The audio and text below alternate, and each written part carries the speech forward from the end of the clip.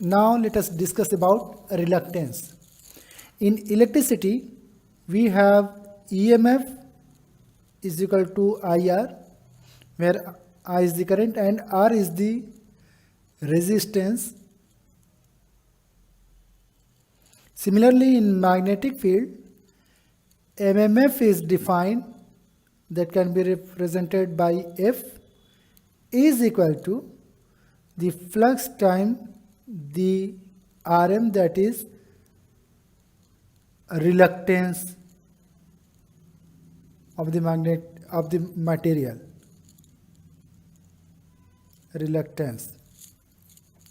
So from here, if we define the reluctance here represents the opposition of the magnetic flux in magnetic circuit, similar to the resistance that represents the opposition of the current in electrical circuit. And from this equation we can write magnetic flux is equal to MMF divided by the reluctance of the material. And to keep MMF constant, if Rm is increasing, then flux should decrease. It means that for same value of MMF, that is current applied, flux will be less in a material with high value of the reluctance.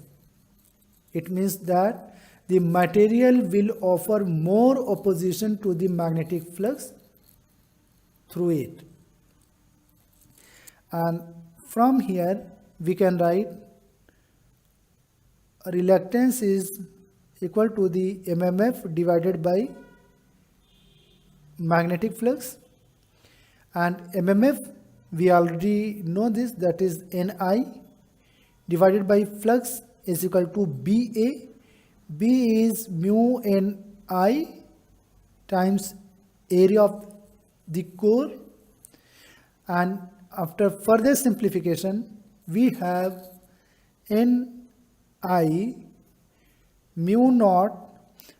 This can be written as total number of turns divided by the length of the N by L, I, A, both I we can consider same, A, and from here we can cancel out these two terms and the net value will be L divided by mu naught A.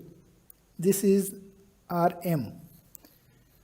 Can we relate this from some equations that is well known to us? That is, resistance is rho L by A.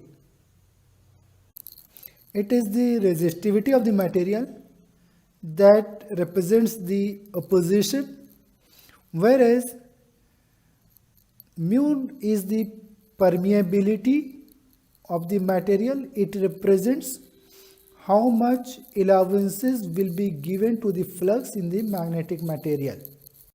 We know that the reciprocal of R, that is known as conductance.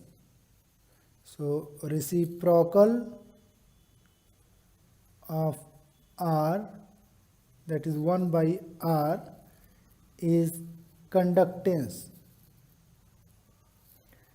Similarly, in magnetic field, the reciprocal of Rm, that is 1 by Rm, is permeance.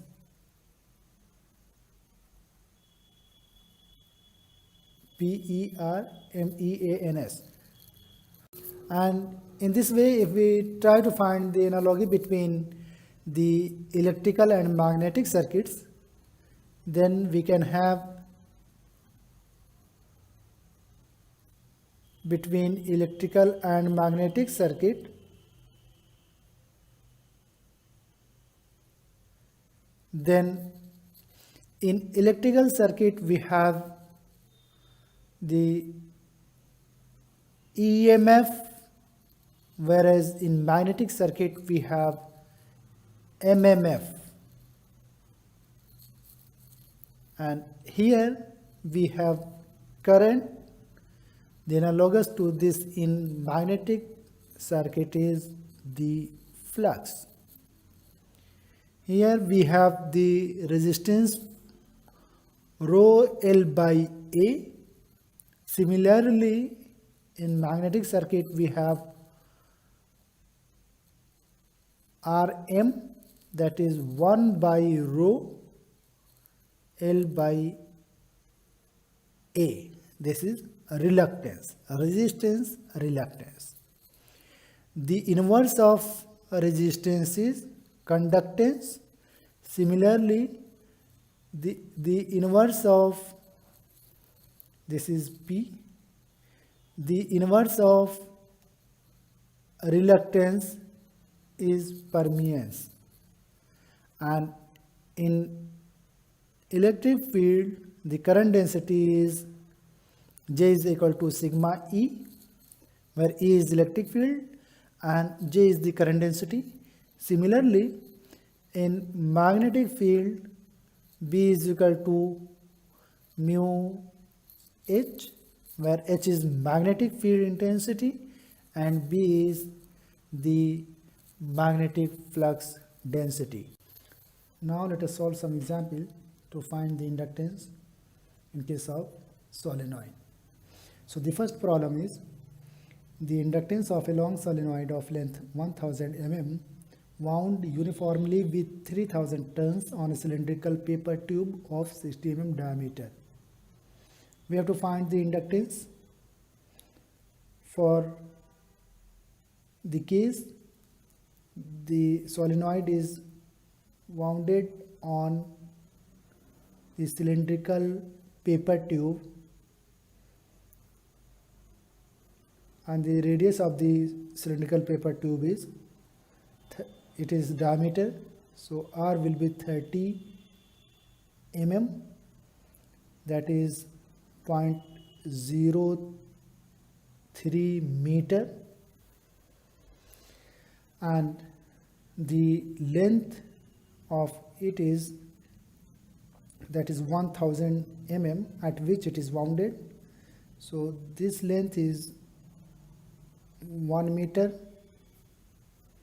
as it is given in meters, so put all the lengths in meters, and N is 3000, and the formula to find L is mu naught N square A divided by L.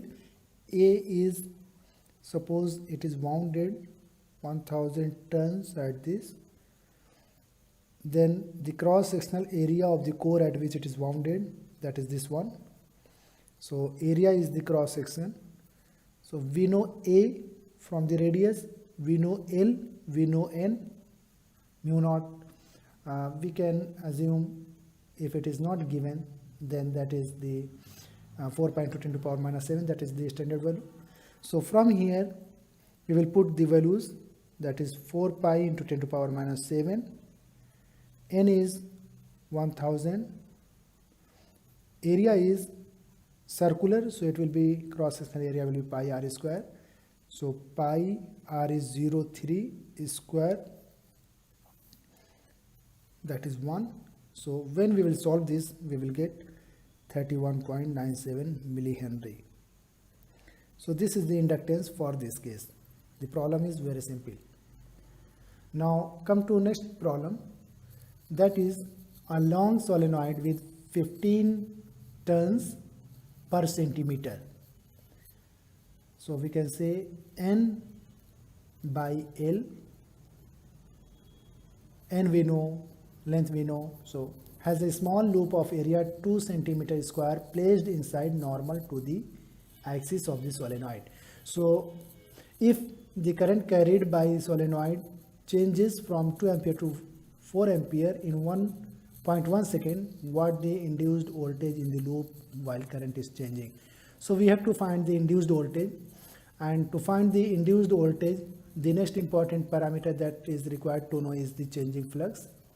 If changing flux is known, then we know EMF, and to know the flux, it is important to find the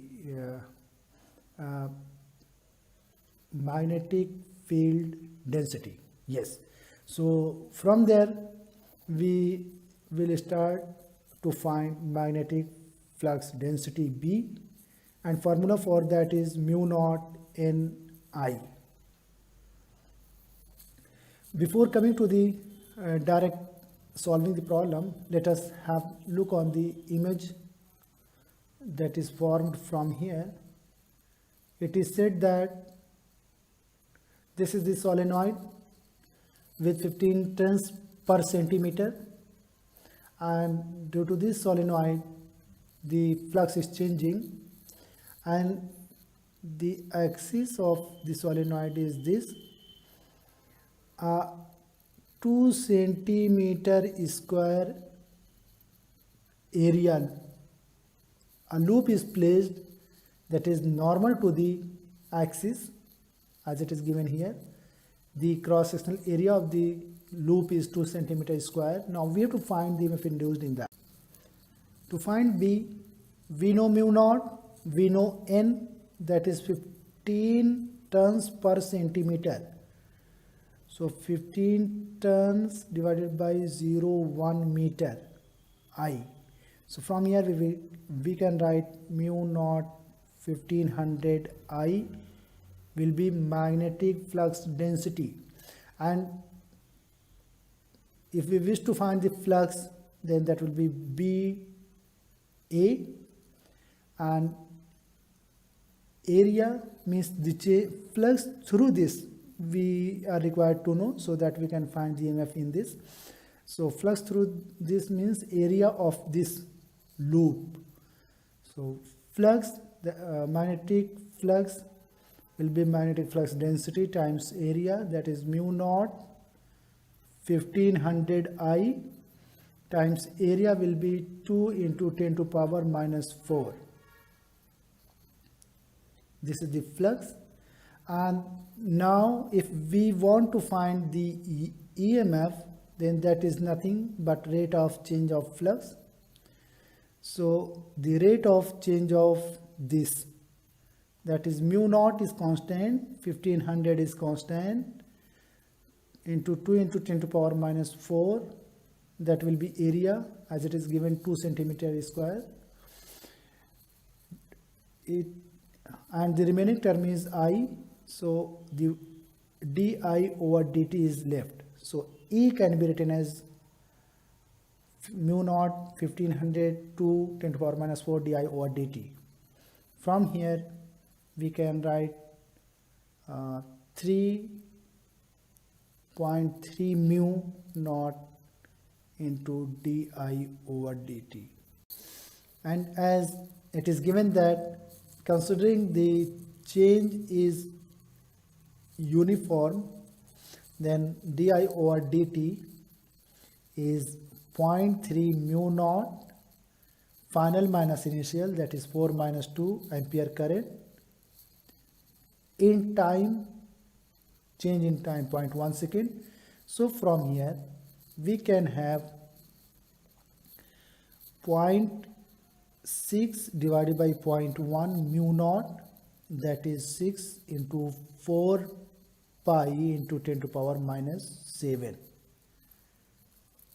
old. This is old. When we will simplify, it will give us the final value. So this is the EMF that is induced in the coil that is placed at the normal to the axis of area 2 centimeter square inside the solenoid. So this is the final answer.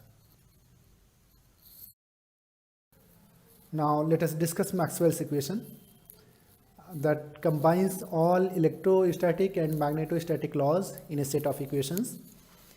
And there are static and dynamic fields.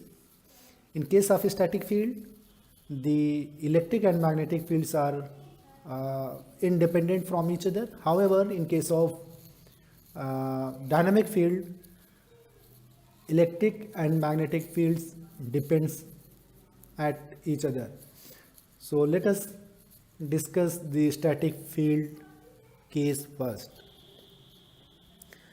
When the field is static, in that case the equations can be defined in differential form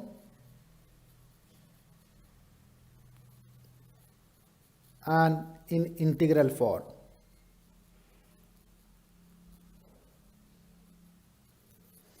The Maxwell's first equation relates to the Gauss law we have studied in electrostatics, that is del dot D is equal to the rho V. This is known as the first Gauss law, that is first equation of Maxwell's. And the second equation is related to the magnetic field, that is del dot B is equal to 0. We have derived and came to know that magnetic monopole does not exist. So for reference we can write here Gauss law, and this is no monopole in magnetostatics, in magnetism. And this is the second law of Maxwell's. And third law was related to the electric field, that is the curl of electric field is 0 for static field. It shows that the static field E is conservative in nature. So for this third equation of the Maxwell's, we can write for static field, that is electric field here, for static electric field has conservative nature.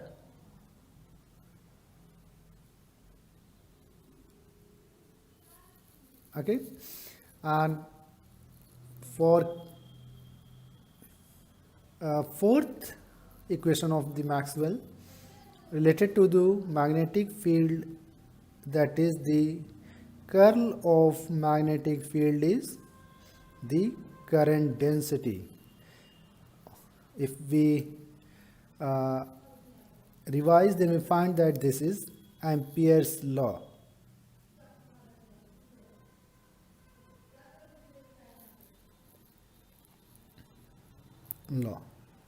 So these are the equations of Maxwell's in differential form. In integral form, this is just the d dot ds for the closed surface. It is flux, that is charge enclosed. D dot ds is equal to the charge enclosed. This is the integral form of first Maxwell's equation. And the second, for this we have B dot ds for the closed surface is 0 in case of the integral form of the second law of Maxwell's. And the third law, that is showing the non-conservative nature, showing the conservative nature of electric field, related to that in integral form it is E dot dl is equal to 0 for a closed loop. And similarly, fourth law we can write H dot dl is equal to the current enclosed, that is related to the Ampere's law. It is Ampere integral form of Ampere's law. So the first Maxwell's equation is related to Gauss law. Second is related to the magnetism, that is the monopole does not exist. Third law related to the electrostatics, that is the field has conservative nature. And the fourth law is related to the Ampere's law in magnetism. And if the field is not static, means we have the dynamic field, in that case dynamic field case, the we know that when charge is moving, in that case there will be, when the moving charge is called current, and due to that the field will be there. And in this way we can have, there is a magnetic field when the charge, that is current, is flowing. In this way both have relationship, one depends on another, means electric field depends on the magnetic field and magnetic field depends on the electric field in the dynamic field conditions. So for that case the Maxwell's equation changes in differential form and in integral form. Let us revise them. So the first equation remains as it is, there is no change. And second equation also, monopole does not exist, it also does not change. Now the third equation, that is showing the conservative nature of the field, when it is varying there will be a magnetic field, and that is del curl of E will be rate of change of magnetic flux density. If B is time varying, then we will get this relationship. That is the third law of Maxwell's in the dynamic field.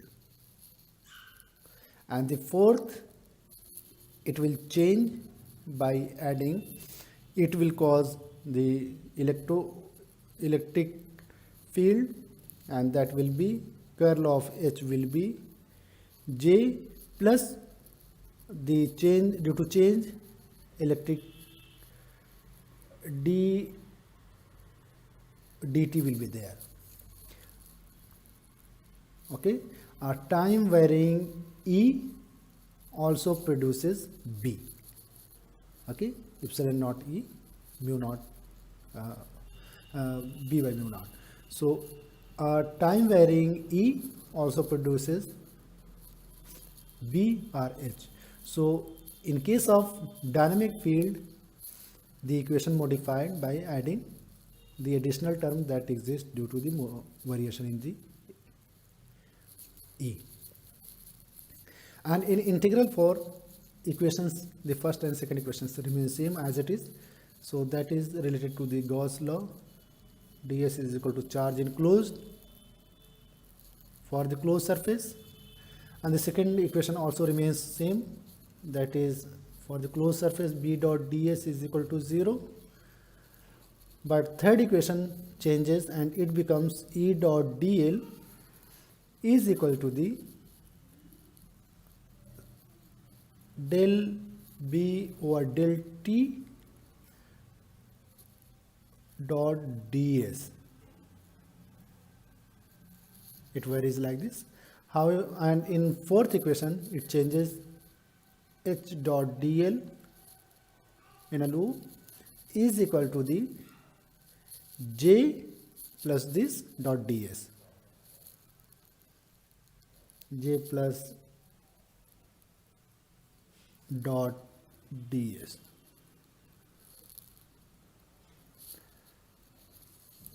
Okay, so in dynamic field, Maxwell's equations first, second, third and fourth in differential and integral form. In a static field, differential and integral forms of Maxwell's equation are presented here.